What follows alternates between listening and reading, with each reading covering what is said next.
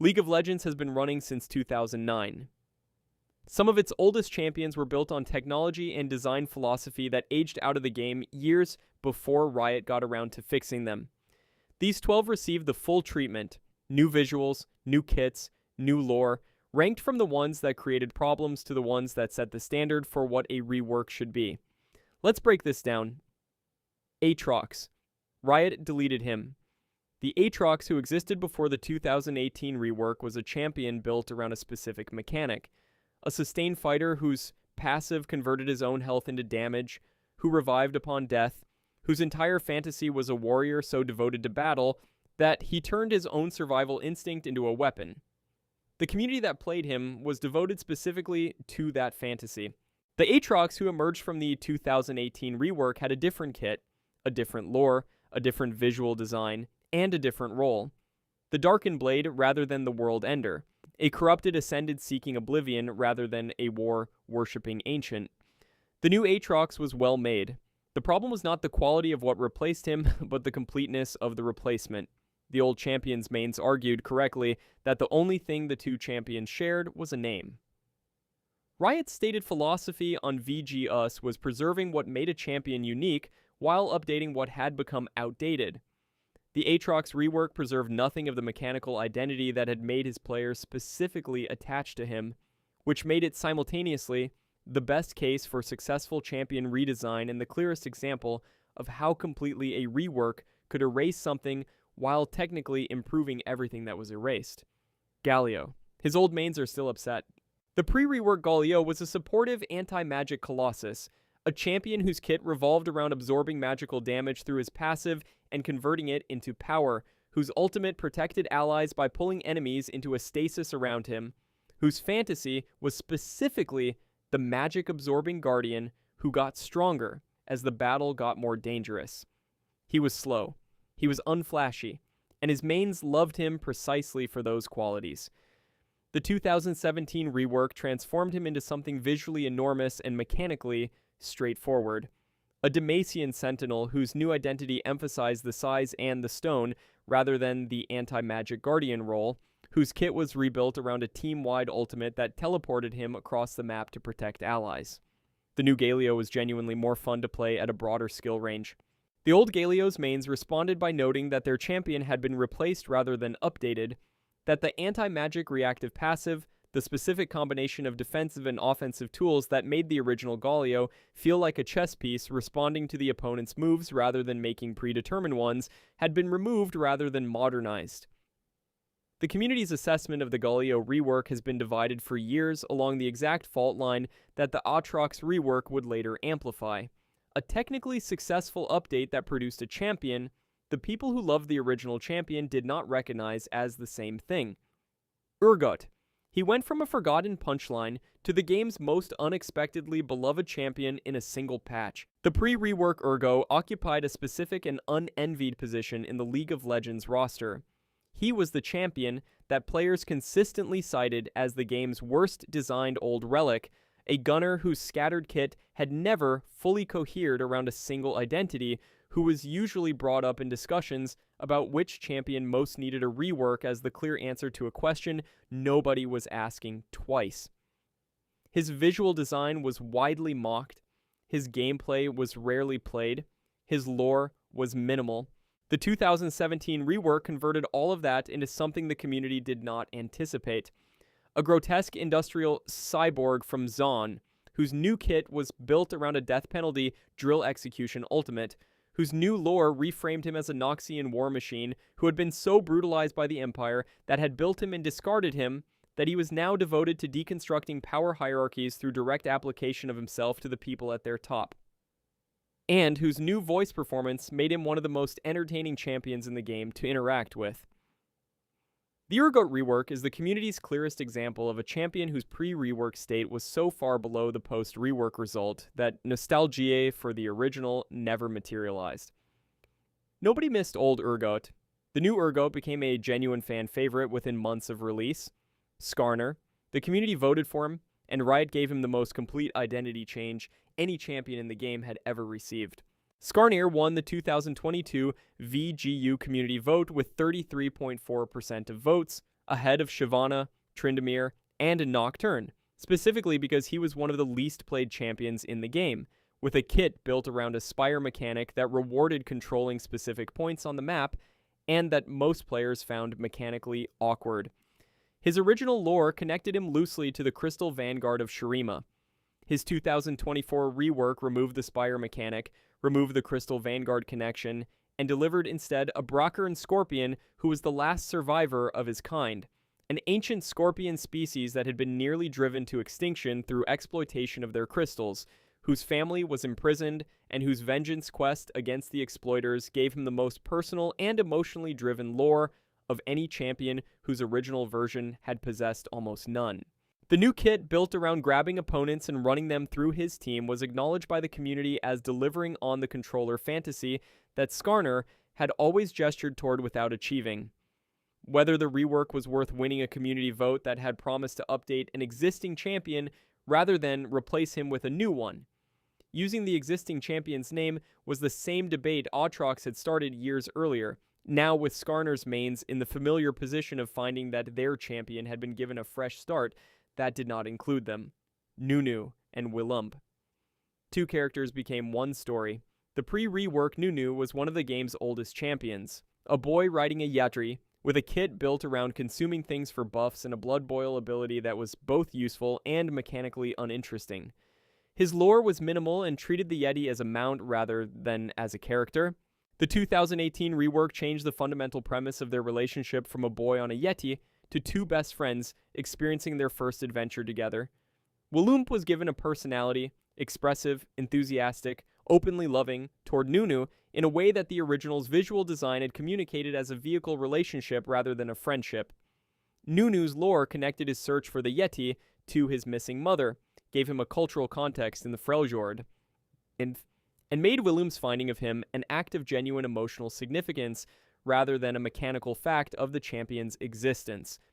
Their reveal was accompanied by animated cinematics that the community responded to, with the specific warmth reserved for content that felt like it was made with genuine care rather than commercial calculation. The new kit was more fun to play than the original. The new lore was substantially richer. The new visual design expressed the relationship between the two characters rather than simply depicting them side by side. Nunu and Willump's rework is the cleanest example of a VGU that found what a champion was always supposed to be and delivered it without the controversy that surrounded the reworks that replaced their champions entirely. Dr. Mundo. Nobody specifically wanted him changed. The pre-rework Dr. Mundo was a chaotic juggernaut built around regeneration, cleaver throwing, and an ultimate that healed so aggressively that killing him during it required sustained burst rather than attrition. He was simple, he was fun in a specific undemanding way, and his character, the unhinged purple doctor who did whatever he pleased, had a clarity that made him recognizable across every version of League's history. Riot delivered the 2021 rework without a community vote, reasoning that his kit had technical issues that were not solvable through minor updates. The result was a champion that was visually more detailed, mechanically more interesting, and narratively richer. A genuine Zaunite doctor whose pre-experiment's identity was documented in his updated lore, whose cleaver stayed, whose regeneration stayed, and whose fundamental chaos stayed.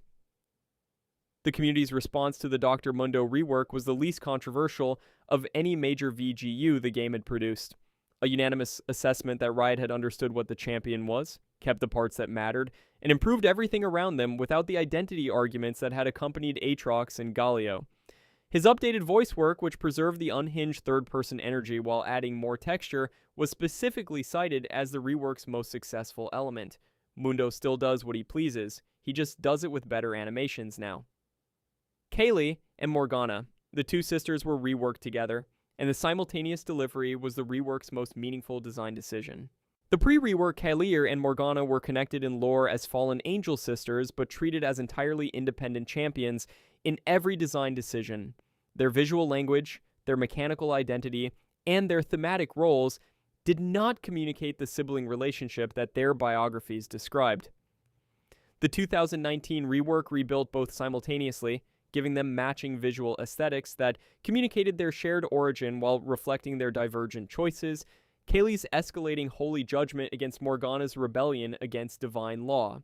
Their updated lore gave the sisters an actual relationship rather than a biographical footnote, Kaylee's rigid adherence to celestial order clashing against Morgana's refusal to condemn the mortals that Kaylee's justice system treated as inherently flawed, both of them carrying the specific grief of daughters who had watched their family fracture along the fault line of their own values.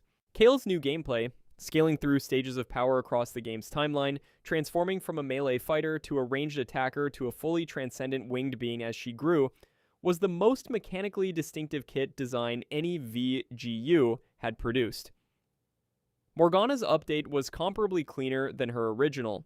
The community's response treated their simultaneous rework as the franchise's strongest engagement with mythology-level storytelling through champion design.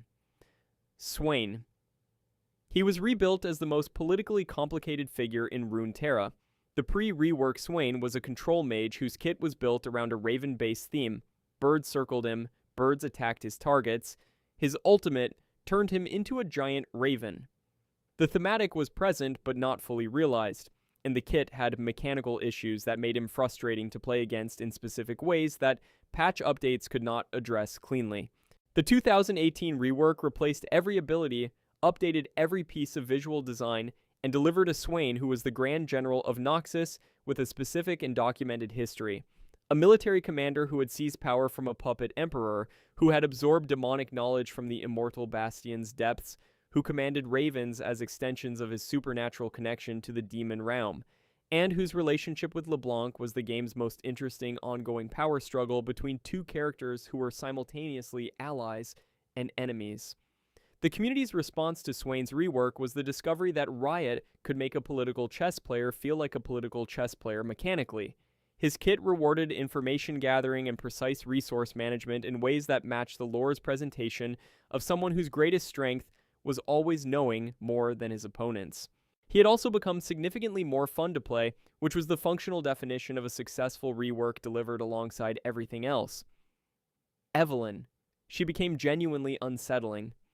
The pre-rework Evelyn was a burst assassin who went invisible and murdered people, mechanically straightforward, visually dated, thematically underrealized. Her identity as a demon of agony was present in her original lore, but not expressed through anything her visual design or kit actually communicated. The 2017 rework built her identity around the specific horror of something that appears beautiful and becomes predatory. A demon who lures victims through their desires before revealing what she actually is. Her updated visual design deployed this through two states: the glamoured human-adjacent form she uses to approach targets, and her true form that the glamour drops when she is ready to engage. The reveal of her true form to a target who had been approaching her willingly was the rework's most effective design decision. A champion whose threat was built around the psychological transition between what victims expected and what she revealed herself to be. Her updated voice performance was the community's most frequently cited element of the rework's success, delivering a predatory warmth that made every interaction with her feel like being observed rather than observed. The W that applied her shroud only to herself rather than being a targetable empowerment resolved the mechanical frustration that her original kit had generated. Evelyn's rework gave the game its most effectively designed femme, fatale horror champion, and one of its most discussed visual updates, Volibear. They asked for a big thunder bear. They received a god. The 2020 VGU was community voted, which meant the players who chose Volibear for his rework were choosing the friendly Thunder Bear who flipped enemies over his shoulder and bit people with his lightning teeth. The community discussion in the months leading up to the rework's release included significant anxiety that Riot would make him too fearsome and lose the personality that made original Volibear genuinely charming.